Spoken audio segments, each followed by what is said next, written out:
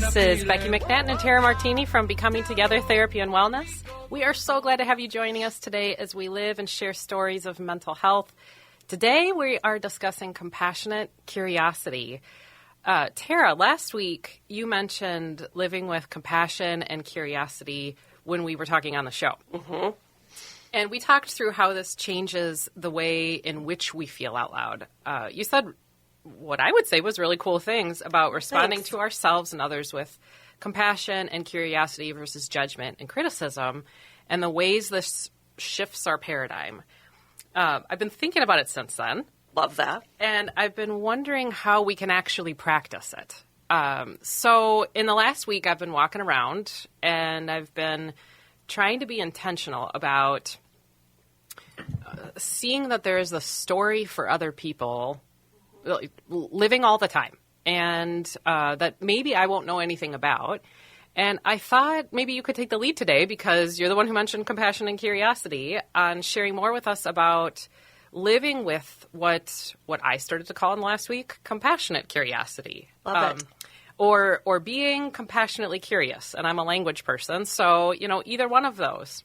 Absolutely. First, I'm so excited that it resonated with you and that Woo-hoo. You were thinking about it. That's what we want for our listeners, is to listen to us and then kind of reflect in real world how it applies to themselves. So first, let's begin with what compassionate curiosity is and then is not, which is like the teacher in me saying like examples and non-examples. What it is being genuinely interested in understanding other people's thoughts and feelings, even if we differ from theirs. And that's the key, right? Is that we want to genuinely have an understanding of that person and understand them more. But what that doesn't mean is that we're looking to persuade. We are just simply listening to understand. Yeah, so you're saying this idea that, one, we may not know if we differ from them to begin with, but that there's an acceptance of that to begin with before we even maybe start in an interaction, that if it's different from me, my job or goal isn't to make them think or feel the way I do, but to be okay with wherever they're at. Absolutely. And the more I thought about today's episode and the more I just think of this in general, the more I realize that I feel like this is the outside view where the norm is judgment, right? Or like you said, before you even know if the person's views are different, how much assuming do we do? How much judgment do we place on people before ever taking the step to understand? Yeah, that idea that we wrote something in our own minds about that story. So when I've been walking around in this last week thinking about the story that I may never hear, I'm writing it in my mind. And so are you, and so is everybody. And we're writing that kind of as truth. 100%. And not only are we taking on the role of author and writing it as truth, but we're wanting to become the author of someone else's story. Good point. What right do we have to do that? That's not our story to tell. Which is, if you think about it, like that's a big picture issue, right? It's not just about compassionate curiosity. That's just like looking at our worldview. And how many of us do that? Where we take on, give me the pen, I'm going to be the author of this person's story. Versus, let's learn more about this person's story. Right. And not only would we be the ones to share it, but maybe we think we're the ones to write it. And what you're saying is compassionate curiosity is, there's a practicing of kindness in the being willing to ask questions. Love this. Absolutely. Well, right now we're going to take a brief commercial break. Want to know how you can practice compassionate curiosity? Stick around and join us when we return. Thank you for listening to Feels Out Loud. We'll be back in a moment. You don't never need help from nobody else. All you got to do now. Nothing to lose. In a world full of strangers. Welcome back to Feels Out Loud. I am Tara Martini here with Becky McNattin, and today we are talking about the concept of compassionate curiosity. So, what I want to do is get into what does compassion and curiosity look like. And first of all, to kind of finish up our last thoughts from the last segment, kind of looking at like the why behind it. Well, why do we want to lead with compassion and curiosity? Yeah. And how is that helping the other person? Well, if you think about it, it's allowing each of you to be heard. And so many of us in our lives just want to be heard. Yeah. Right? How many clients do we work with, or friends that we have, or our own selves, where we don't feel validated, we don't feel heard, we don't feel like we have a place. And by leading with compassionate curiosity, we're allowing both of us to be heard and to be validated. So, what it is not is taking the time to hear someone else's thoughts, opinions, and feelings, and then placing that judgment. So, we now know what it is. We know what it's not, right? Because like you said in the last segment, this is not working to persuade someone to feel differently. That is not our role. Mm-hmm. The role is, and the goal is to understand and understand each other at a deeper level. So, makes total sense. What does curiosity look like? What are we actually doing when we commit to being curious? Right. Well, one, and I think for both of us in our jobs every single day, we work to build connection with our clients and our coworkers. 100%. And I think humans in general just want connection. Just that big statement piece of they just want to feel like they belong or connect to someone else in this world. So that's what you're doing when you lead with compassionate curiosity. Well, how does this look? And then how does it also play into, which I think is a huge piece, is how does it play into conflict resolution? Because you mentioned, okay, we're starting from this paradigm of, I don't know if we're in agreement. Right. I don't know that yet. We might. Mm-hmm. And you might have a thought or a feeling that I totally resonate with. But you might have a thought or a feeling that I don't. 100%. And so what you're saying is, how does it play into conflict resolution? First, kind of, how does it even play into conflict? Because now all of a sudden there maybe is one, especially if my thought and feel, I don't really like your thought and feel. Right. Well, think about the current political, everything that's going on, right? This is such a timely thing to talk about as well, because it's a human issue, but it's also very much a current issue. Mm-hmm. Where how much judgment do we place on people when you have that label of what political party or religion or all those things that are like the don't talk about, topics. Mm-hmm. What if we took all of those things and we just led with that curiosity, mm-hmm. right? And sadly, around all those big topics, there's conflict. Well, how do we resolve that conflict? And then rather looking at it from, I'm on the defense, one of us by this end of this conversation, either Becky or Tara, is going to be wrong and one person's going to be right. Yeah. Well, what if we didn't do that? And right. What if we looked at, there's not going to be a winner and a loser. We're resolving the issue. So many people think of conflict and don't realize the end goal is resolving it, not having a winner or a loser. And resolving might be, as what I hear you saying, resolving might be that we have literally just hurt each other. Absolutely. We might not come to... We're not persuading. The resolve doesn't mean we have to have decided one thing. Yeah. That how you feel is okay or your yes. position is okay. The resolve might be we listened. Yes. And I can love you and still disagree with you. I can respect you and I can still have views that are different than yours. Yeah. That's super hard. Super hard. Super hard. Not saying what we're teaching here is going to be easy, mm-hmm. but it is super hard because I feel like what we're talking about are things that are the opposite of what we've been in, have been instilled in ourselves for a very long time, mm-hmm. right? And as a society, we don't do a great job of. Yeah, well, because you mentioned just now that we maybe feel defensive mm-hmm. when somebody differs. If all of a sudden there's a conflict here, yeah. I've heard you, I've mm-hmm. literally heard you, and it's different. I know for me, and I think it does sort of just across human existence, that we can get sort of dysregulated in our emotions. Absolutely. So all of a sudden that defensiveness comes from, like, I feel something. I'm angry, or I'm like upset, or You're uncomfortable. yeah, I'm anxious. And if we're going to lean into or really embrace this idea of curiosity, we're saying I got to stay regulated myself. I have to, and maybe that means it's okay to feel how I feel, but I have to like contain that. Absolutely, which could not be a more perfect transition into the very first thing that you need to do, right? Before there's exploration and learning and active listening, there has to be a self-check of regulating your own emotions and going, even if it's as simple as, okay, I know myself. When this topic typically comes up, I get triggered.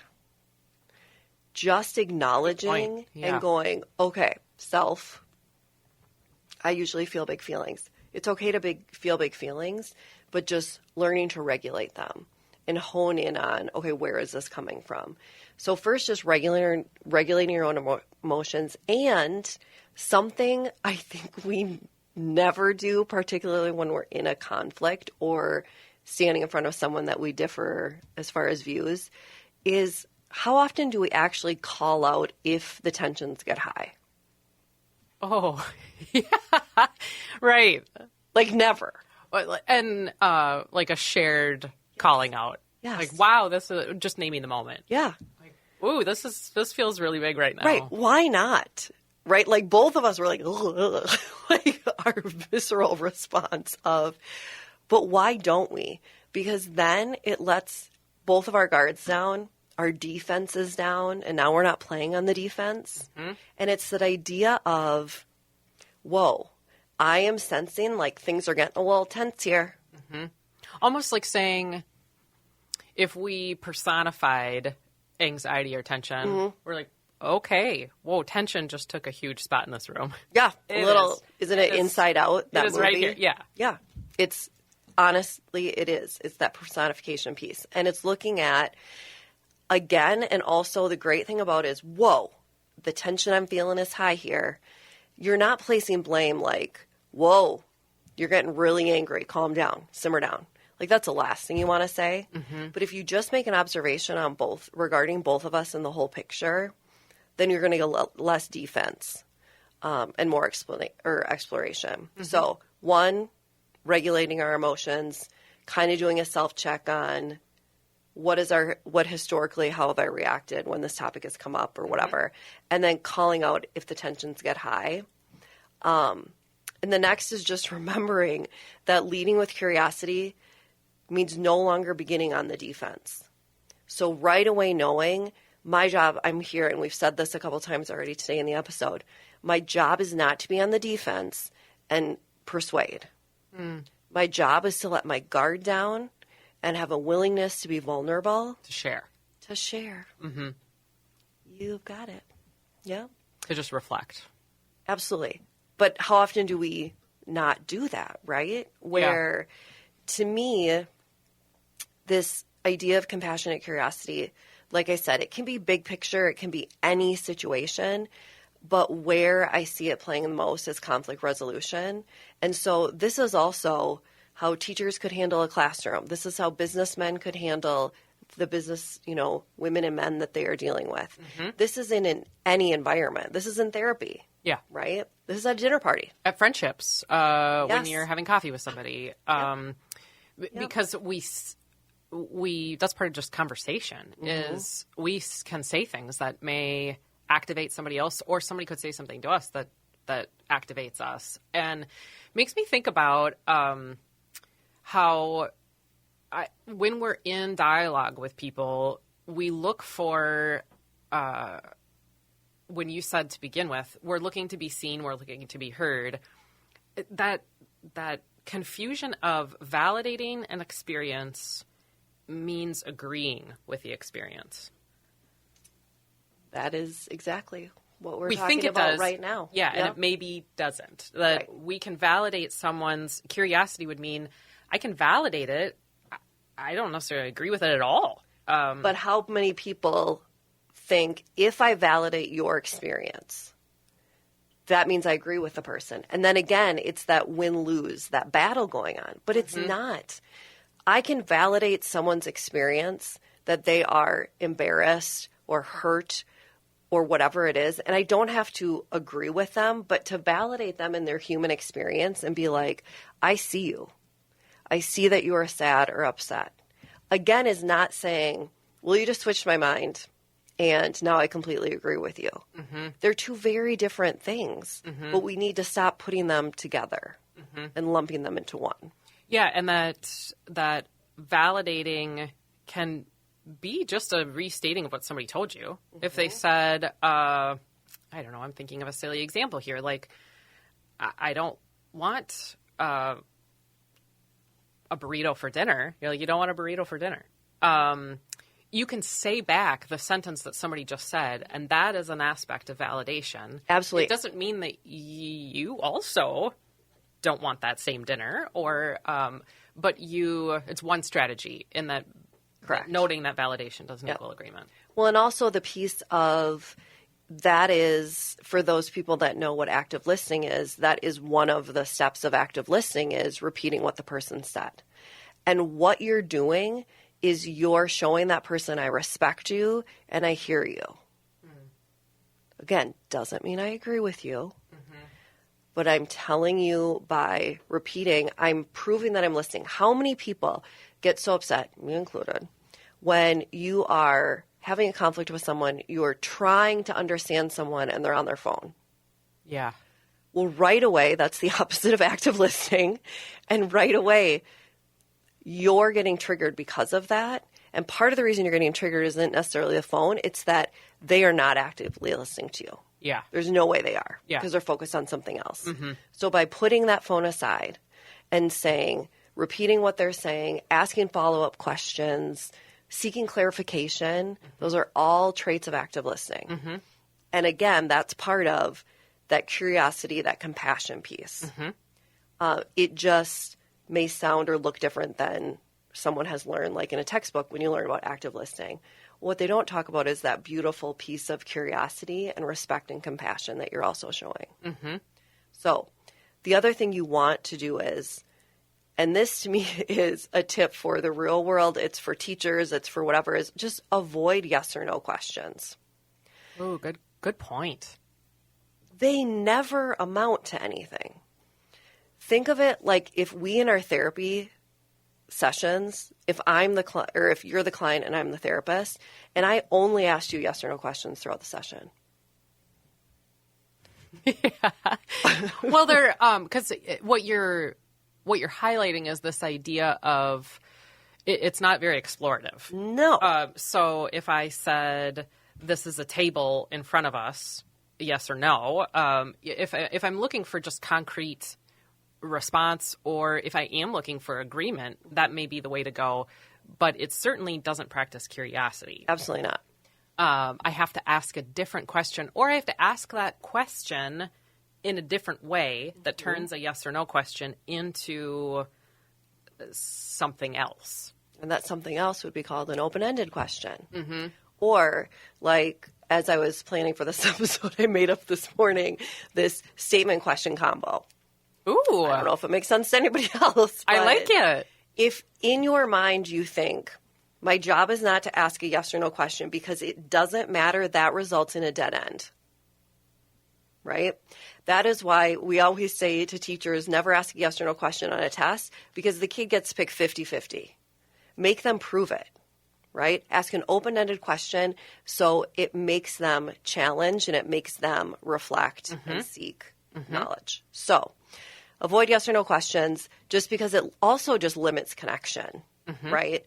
Where if you ask an open-ended question, then you and I are going to begin a dialogue, an exploration. We're going to then become more curious because I guarantee you or the other person is going to say something that's going to spark some kind of interest. Right. And keep it going. Now, to clarify, in case you're wondering what statement question combo Yeah, I want to know more. means, I mean, I figured you did, is What does it mean? To me, it's that, first, let's look at what it's not. So many people say things like, are you mad? Oh, yeah, they do. Yeah, we do. We always do. Yeah. Are you mad? Are you mad at me? Are you disappointed in me? And all you're going to get is a yes or no. Or sometimes a, I don't know. I don't know, or kind of. Yeah, maybe. A little bit. Yeah. That's still that's a close-ended question. So that also, and I'm not looking this like as a competition, but that also gives the other person a very easy out. Because they don't have to explain themselves. Yeah. And they don't have to participate in a dialogue. Yeah, there's not a context there. But yet, then, if I ask you, are you mad? And you say, no. I am 100% going to be activated by that. Because I'm going to be like, you're lying. Right. Right? Well, you're probably already asking that because of your own activation. Correct. Right? So, instead, make a statement that is grounded in fact. And my daughter hates when I do this, but it's effective. Yeah. So make a statement that's grounded in fact. Rather than, are you angry? I say something like, I hear your voice is getting louder. Ooh, yeah. And your face is turning red. Or you're starting to pick your fingernails. Those are facts. And why I'm calling out those traits is because those are signs that her body is showing that she is angry. Or experiencing something. Absolutely. Yeah. Some kind of emotion that maybe is unidentified. But she can't argue that. Right? Because she can look in the mirror. She can realize like, oh yeah, I am yelling. So you start with a statement. I hear your voice is getting louder. I see that your face is turning red. And you're also using the senses, right? Like, what do you hear? What do you see? Then follow up with, what was said or done to you for you to get to this point? Oh, okay. And notice how I don't say, what did I do? Or what did I say to get you to this point? Yeah. It's what happened to get you to this point. What happened in your day? What was said or done by someone? That's a great question. And then take it from there, right?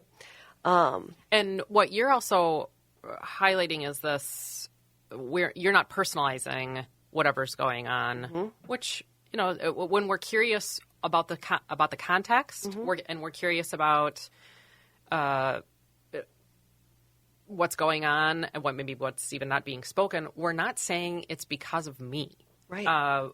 It could be, but we're saying, I need to know more. So what you're doing is pointing out what you see or what you observe, what you're experiencing because you see it, and you're avoiding that personalization of whatever it might have to do with you. Yes. So asking a clarification around like what happened that got to that space. Also something you do brilliantly all the time. I think you've said this to me probably hundreds of times of, I will share something with you and you will always say, tell me more. And you always say it with such a curious tone. And what if you brought that statement into an argument? Yeah, 3 words I feel would change the world. Right? Into conflict. So I say to my daughter or to a relative or a friend, oh, I can see you shaking a little bit. Your face is getting super red and I can see some tears welling up. Tell me more about that.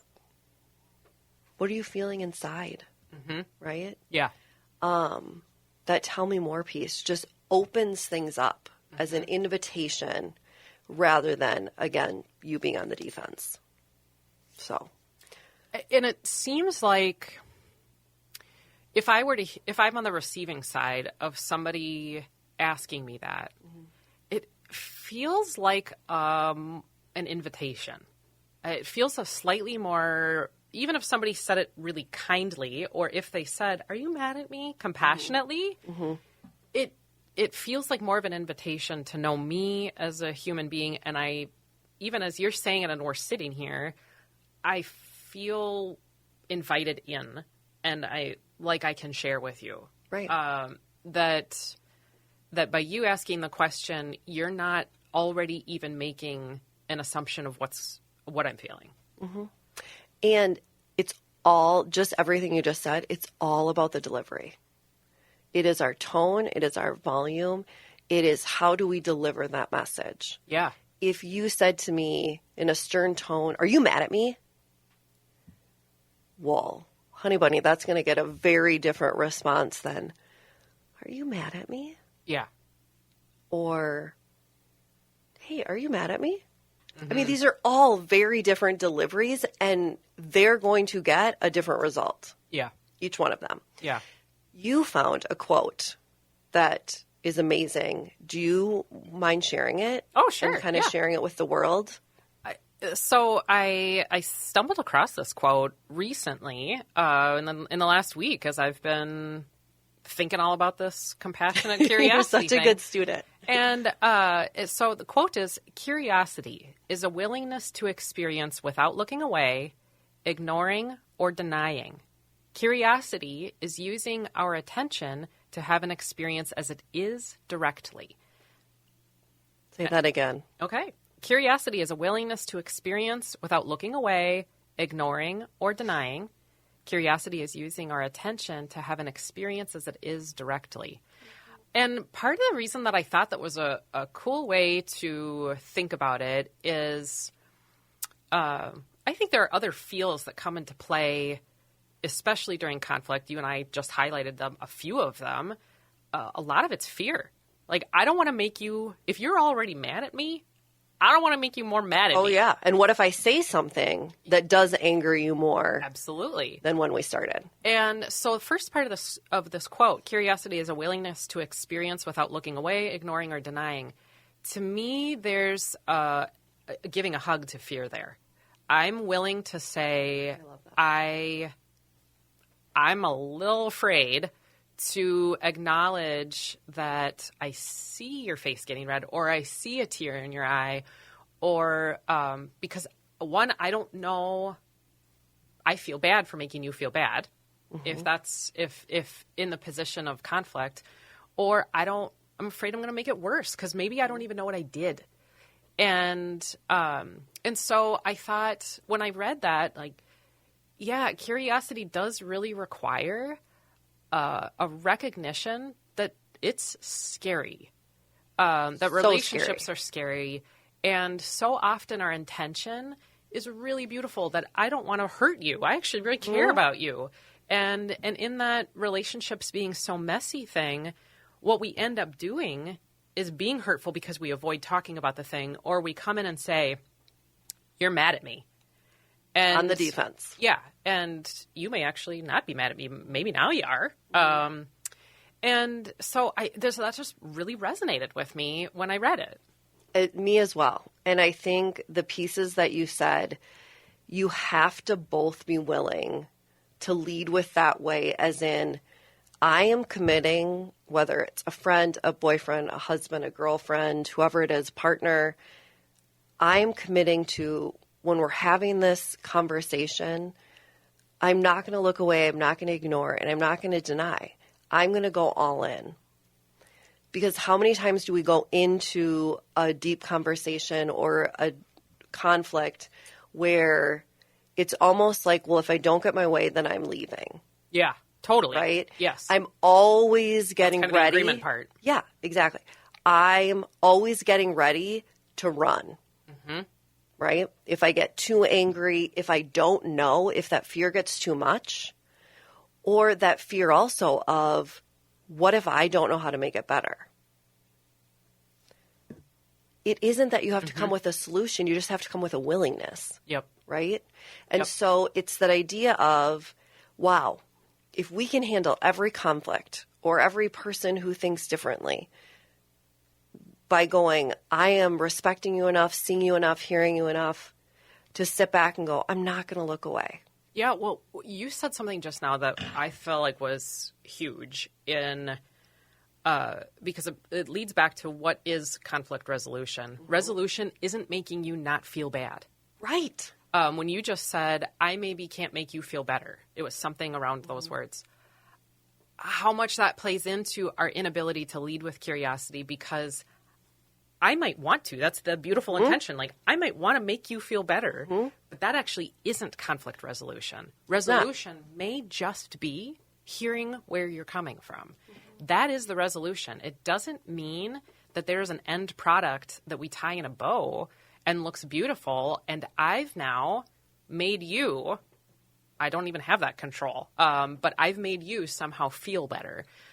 What if we didn't even have that as a framework of our operating, that we said, no, actually, the resolution by itself is that I just listened to you. Maybe you just blew everyone's minds and they're like, wait a second, you have just messed with everything I've known as truth and reality. But what if? Yeah, the goal of the conflict resolution isn't to have there not be conflict.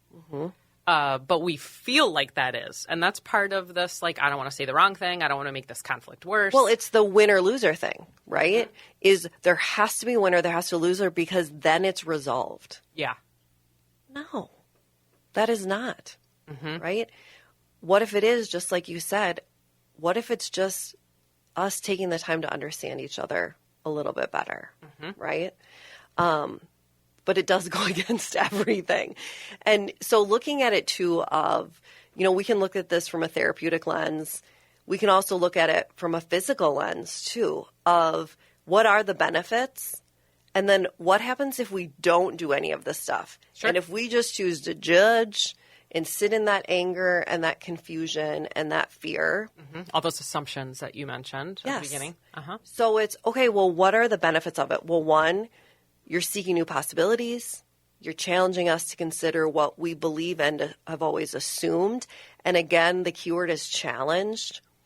I am not persuading. I'm just challenging you to look at what your perspective is and where that comes from. Yeah. That also is going to increase the chance of that conflict resolution, right? If we look at it from, I just want to challenge us, I just want us to grow in our understanding of each other, that's going to deepen our human connection. Okay. Well, unfortunately, the piece is what happens to our body if we hold on to that judgment and possess that win-lose mentality.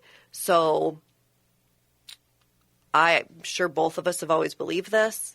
The National Institute of Health also believes this. That Then it's true. Then it's true. Well, what physically happens to our bodies when we hold in that judgment, that fear, all those things? Yes. Well, one, what I say often to my clients, and I'm sure you say this, any therapist in the world says this or has a discussion about it, is you'll have a client sitting there and they're on the verge of tears. And I'll always just say, just feel it. Right? Feel the feels. And there's that fear. No, I'm good. Yeah, No, like I'm good. be curious with the feel. Yep.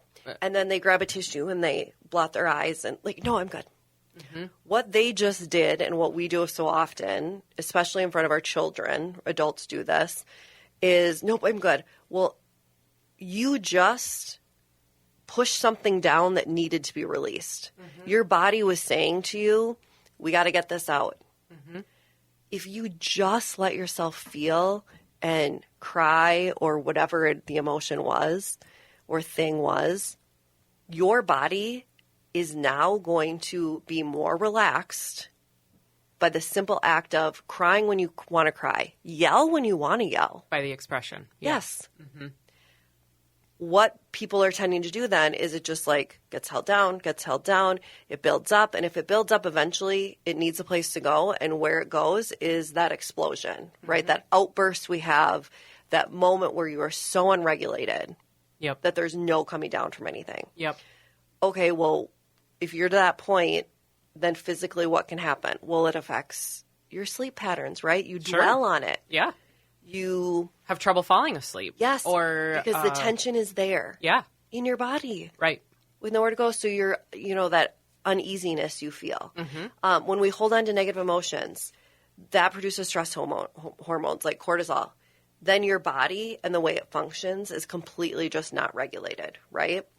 It can be, how many times have we gone to a chiropractor or a masseuse or whatever, they're like, your back feels so tense. It's because we're holding in the feels. Something. Yeah. We're holding in the feels. So, and we hold it most in our shoulders, neck, and jaw.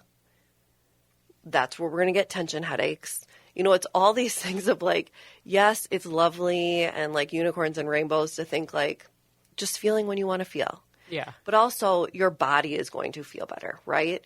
The tension headaches, holding on to anger, and I know it sounds dramatic, but it increases blood pressure.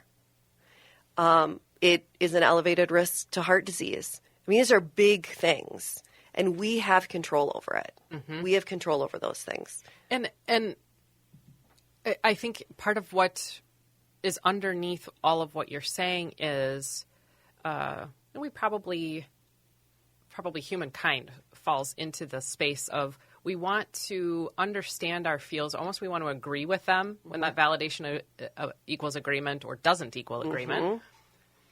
We talked about that relationally, but what about with ourselves? That we don't have to, in order to validate our own internal experience an emotion, maybe share the emotion. Mm-hmm.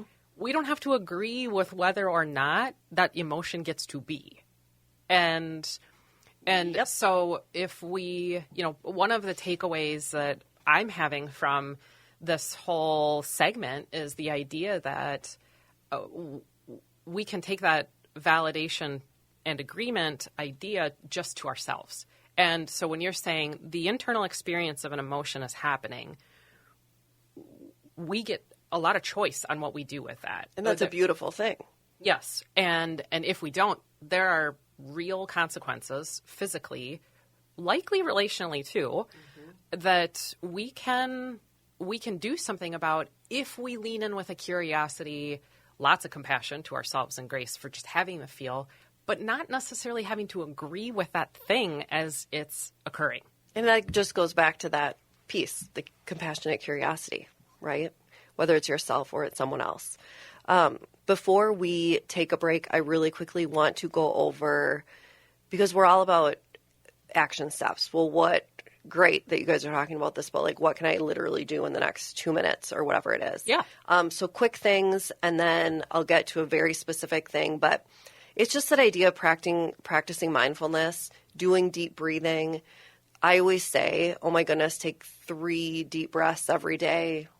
Some in the middle of the day, yes. Some at the end. Yeah. And that's going to ease that tension. Express your feelings. It doesn't have to be to a therapist. Lovely if you want to seek someone out and seek therapy. That is beautiful. We're waiting for whoever. Mm-hmm. But it doesn't have to be. It can just be a trusted friend or a family member, right? Mm-hmm. The act of feeling out loud, yep. right, is going to help. And then also any type of physical activity, right? It releases the tension, improves your mood. Yeah, and we talked about last week, you can express feelings to yourself in the car. You can write them. You can sing them. Yep. There are all sorts of ways to release what's internal. Yep. And as a little science experiment here, the next time when you stop listening and you're in the car or whatever it is, I want you to think about that idea of so much of being human is judgment, and people don't think about that, of how many times I'll say, oh my gosh, I watched whatever movie this weekend. And your response is, that movie was terrible. Totally. You just led with judgment. Yeah. Why can't that person just think it was a good movie, right? We do that so naturally. So when you find yourself doing that, just stop the conversation, right? Stop it and change the subject. Mm-hmm. I was saying to, when working with families in the schools, I would say to a parent, like, to make it fun, stop your kid from making that statement, but then to say something so silly or turn on a song or like get up and dance or just whatever. So then it turns it into a positive of not, oh, mom's going to nag me about judgment. Well, and as we said in this segment in the show so far, challenge yourself when you notice that to say, tell me more. Yes. Girl. Yes. Tell me more. Girl. So many things to think about here. It's a reset on perspective for me, for sure. We are going to head to a commercial break, but Feels Out Loud will be back shortly to talk through your questions around practicing curiosity. We are excited to chat about those. We'll see you in a bit. From nobody else, all you got to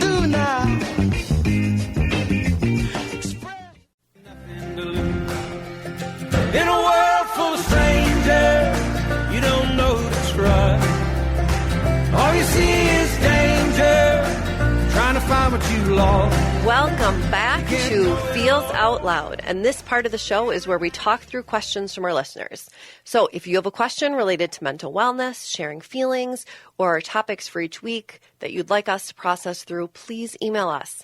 Our email address can be found on our show link. We really do want to hear from you and take time every week to wonder together about the topics on people's minds. So, Tara, we got a few questions this week about So excited about compassionate curiosity. And I love this first one. Okay, so one of our listeners says, what if people around me aren't compassionate? It's too hard to practice curiosity with them.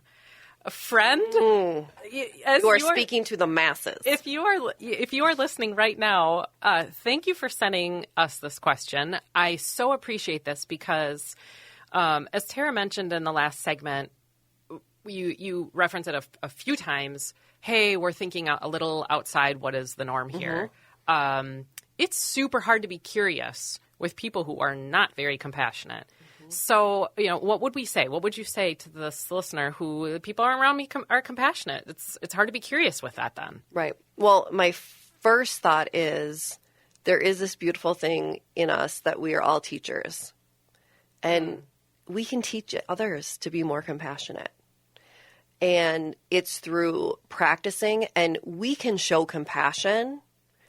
It may not be reciprocated, but we can show them and ask them questions, the open-ended questions, to help guide them to explore what compassion looks like. Yep. Without going, well, no one around me is compassionate. Yeah. I mean, one of the thoughts I have to the person who asked this question, first, harness this idea that validating somebody else's experience does not mean agreeing with them.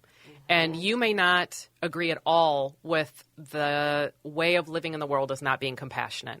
You don't have to agree with that in order to validate and be curious about somebody else. Yes. The more we do that, and believe me, it is not hard to do when it's not hard to do. So living this out is when it is challenging. And the second would be, remember there's a story there. So we started with, there is a story going on for all the people all the time. You don't have to even know the story, and you may never know the story. But to tell yourself there is one, there's a function to not leading with compassion, and always wonder about that. I'd say always wonder about that. Yep. And if you do that, you're going to make progress. In the fact that also it's doing a self-check of, if you're saying no one is compassionate around me, where did that belief come from? Yeah. Well, it leads to second question that we have for this week. Listener says, I am having a huge disagreement with my best friend. What would it be like? What would it look like to be curious with them? And so you just already gave a thought about what it would look like to be curious with them. Ask. First, acknowledge your own feel. It goes back to your first thought of regulate your own emotions. A huge disagreement with your best friend. That's going to cause some feelings of probably anxiety for you, maybe responsibility, maybe worry if you're the one who did it, right? That's what fear. Yep.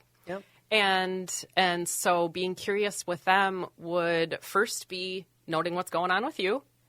And so important. And then, you said something really beautiful in the last segment around notice, say a statement, notice an observation. Don't have to ask, are you mad at me? Notice an observation, and then say, what brought you to this point? Ask some sort of open-ended question that would allow that person to invite them in. And also that piece of, while you're doing that, then as part of the active listening piece is make I feel statements. Totally. I feel blah, blah, blah, blah, blah.